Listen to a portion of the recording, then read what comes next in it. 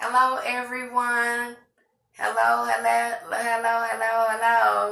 My name is Reverend Penelope Stewart. Welcome, new subscribers. Thank you, subscriber, for following us and supporting the channel. Welcome, followers. Today, I'm going to do a book review on the Encyclopedia of Spirits, the ultimate guide to magic of fairies, genies, demons, ghosts, gods, and goddesses. This is a really good book. It's so juicy. It has really helped me confirm a lot of things about working with spirits, especially when I go on my journey, and be secure in working with spirits. It has really helped me. So this is a really good book. If you're working with spirits, if you're working with the ancestors, you just want to know more about working with spirits. What's their offering? What do they like? What's their number? What's their day? This book right here covers a lot of stuff. I'm going to give you some examples right now. I do recommend this book if you want to know more about spirits, who they are. Why would they work with humans? This book is juicy. And I'm just going to go. This is just in the introduction. About working with spirits. And it's really juicy. So let me dive in. And this is page 15. Who or what are spirits? Spirits are powerful, independent entities who resist human efforts to define them. That's the absolute most simple and most basic definition. And ultimately, the only one you really need to understand in order to work with them. More complex definitions exist too. Lots of them. For millennia, mystics have cataloged complex, esoteric cosmologies explaining the true nature of the universe, including spirits. If this fascinates you, a lifetime can be happily spent in studying and exploring. However, this is not necessary for practical interaction with spirits, any more than really understanding exactly how lymphatic or endocrine system work is required for close personal satisfying relations with other people. That's sarcasm. Spirits are ephemeral, volatile, fluid. They can be hard to pin down. Spirits have specific names, personalities, and responsibilities, but sometimes spirits masquerade as each other. Sometimes one spirit answers to many names. Sometimes one name may be used for several spirits. Sometimes several spirits share one image. Confused? Then you're on the right track. Working with spirits is not like buying a carton of milk. Requesting a miracle is not like requesting a timeshare or a bank loan. As familiar as spirits can become, they are never commonplace, but always awe-inspiring. Although intrinsic part of our world, spirits always remain out of the ordinary. Okay? This is a really good book, and that was just the first paragraph I read about, and that is called Who or What are Spirits. The author, Judika Illis, really goes into detail, has really outdone themselves with this book. This is a very juicy book. And I'm going to go on to read a little bit about the realm of spirits. I thought this was really interesting because it really explained a lot when I start really working, doing my shamanic journey. This book really came in handy when I started doing my shamanic journey because it confirmed a lot of things that I was experiencing. If anybody, because I've recorded some of my journey, if you haven't heard some of my audio or when I talk about shamanic journey, go back and listen to that. Because you'll hear some of that in this book, because I'm going to talk about a little bit about that when I get to it. Reams of Spirits. Spirit live among us. Many possess powerful links with specific locations or with general regions like lakes, ocean, forests, desert, swamps, the moon. Spirits reside in caves, stones, trees. Some spirits are profoundly attached to their own shrines and images. Other spirits stay near the humans they love and serve, sometimes residing in their homes. Some spirits haunt marketplaces and bathhouses. Ghosts may linger at the scene of a crime. Spirits also possess their very own realm. The true definition of a shaman is someone who journey back and forth between human spirit realm. Oh my gosh, see what I'm talking about? This book really came in handy when I started doing some journeying. Shamanism is among the primal human skills, maybe the true oldest profession. Luckily, many shamans over the ages have shared their experiences. Much of what is known about spirit realms derives from their description of spiritual equivalent of travelogue. There are many various individual spirit realms. Envision a huge spirit universe parallel to our own, which is subdivided into smaller realms, smaller to how huge catering facility may be subdivided into rooms. See, that's what I seen when I went on my journey. This book, I have really been able to go back to this book and refer to a lot of things when I go back to my journey and try to confirm it. Many parties occur concurrently, being passed from one to another. Portals and passages connect the realms, including our own. Some realms are heavily fortified, difficult to access, like an elite private club. Like that club, entrances to these realms may be guarded by fierce gatekeepers. Other realms are welcoming and comparatively easy for people to access. So, like I said, this is a really juicy book, and it really confirms so much, because when I went down to the underworld, I was in like this cave. That's when I worked with this angel, and I saw these portals and different parts of this cave, and it was different rooms. That's what I saw when I went on my shamanic journey. And then when I went in the room with this angel, I looked out this window and I seen this futuristic universe. And then when I talked to my guides about it, when I went to the upper world, they explained to me that there's different areas in the universe. And see, I was able to come back to this book and confirm that.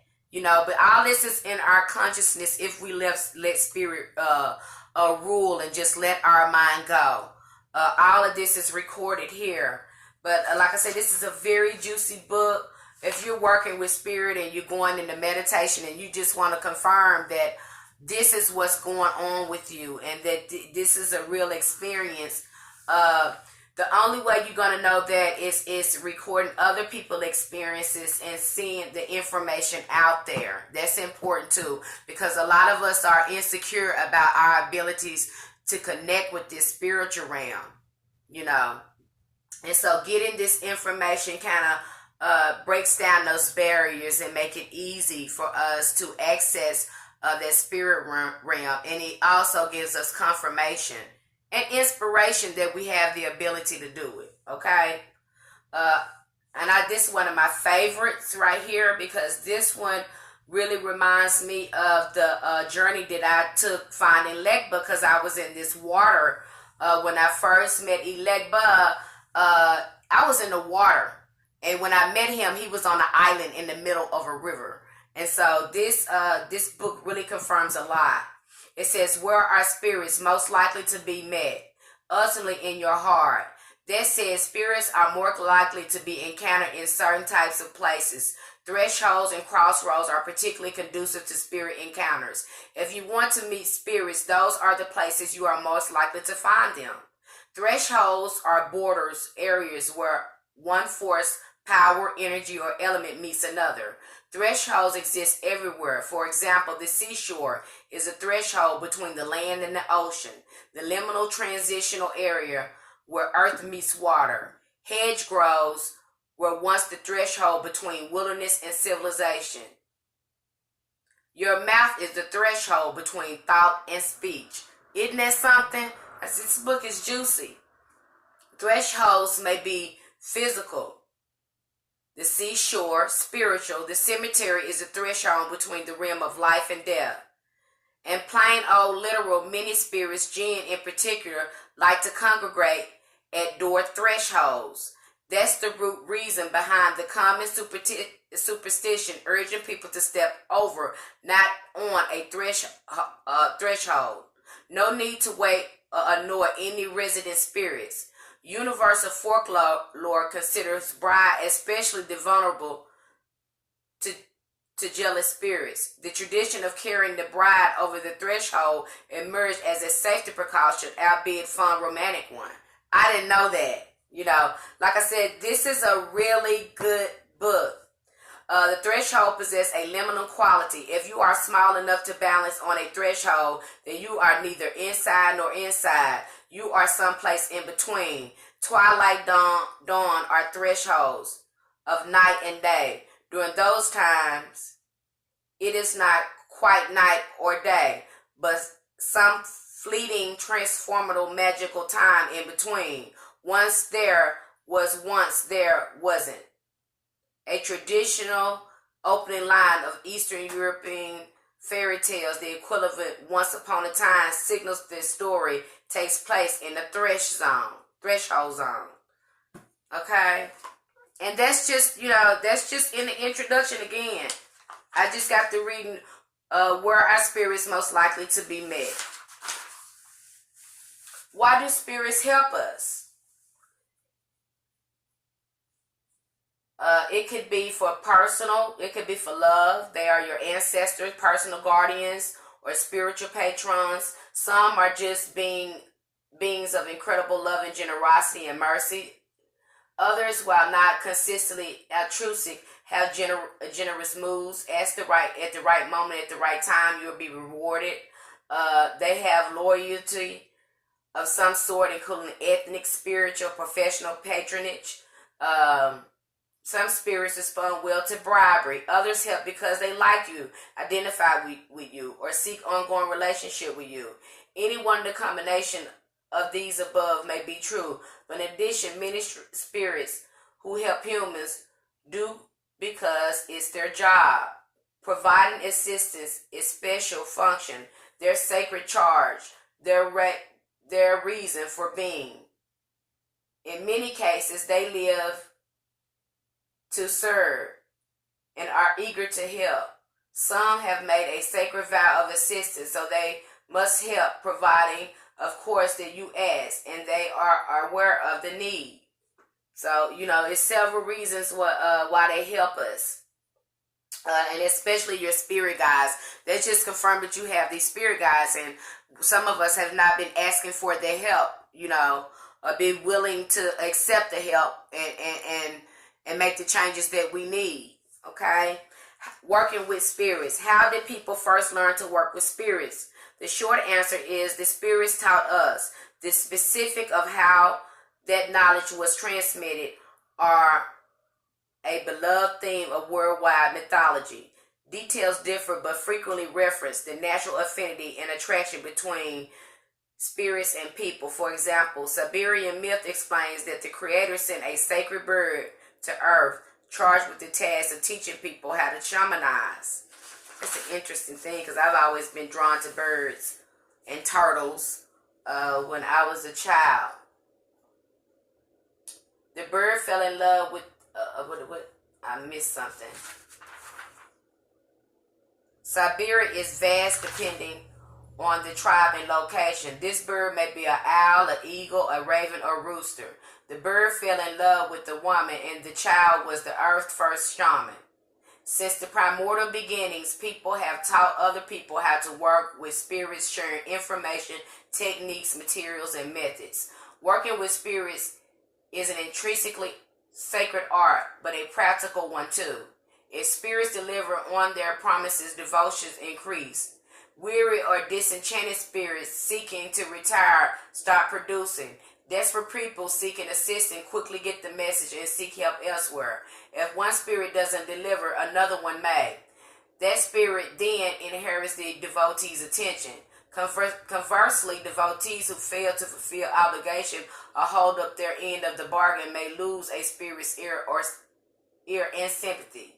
Those spirits who consistently deliver, who dependably demonstrate generous or hard-working natures, develop reputations. Word gets around. Some spirits are eager for human companionship, hungry for our love and attention.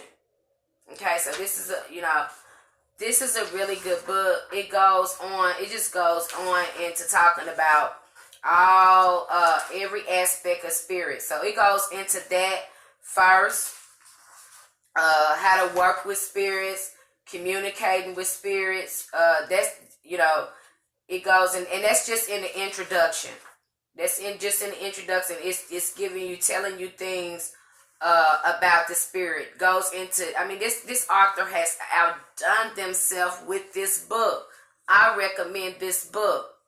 They go into using this book.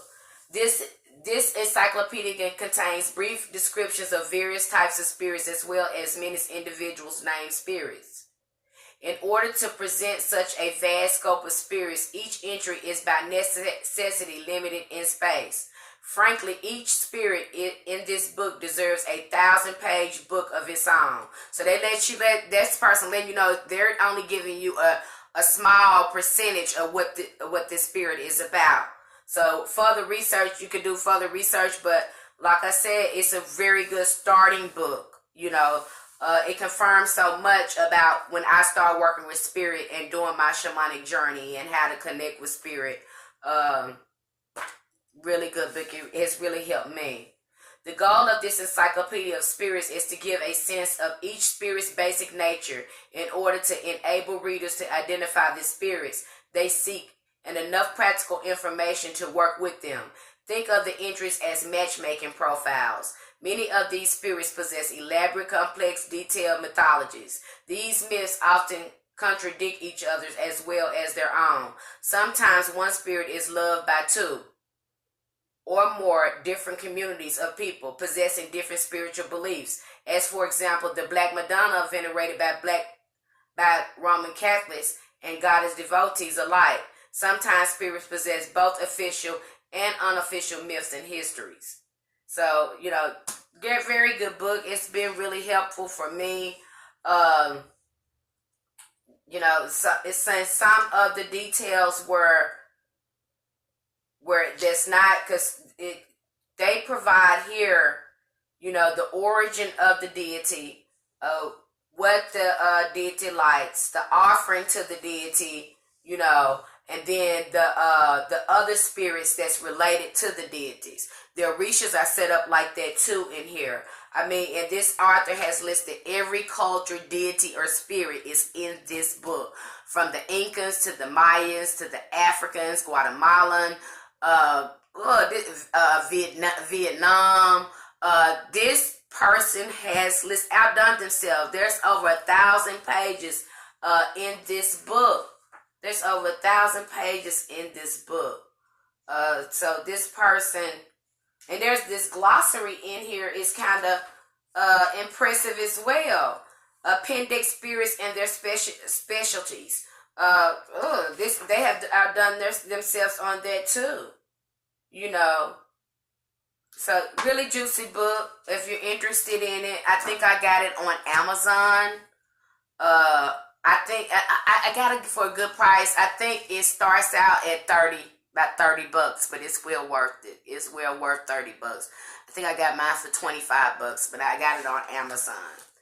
But I hope you enjoyed this video. I hope you enjoyed this book review. And thank you so much for supporting and following us and being patient with me. Light and love. May the ancestors be with you.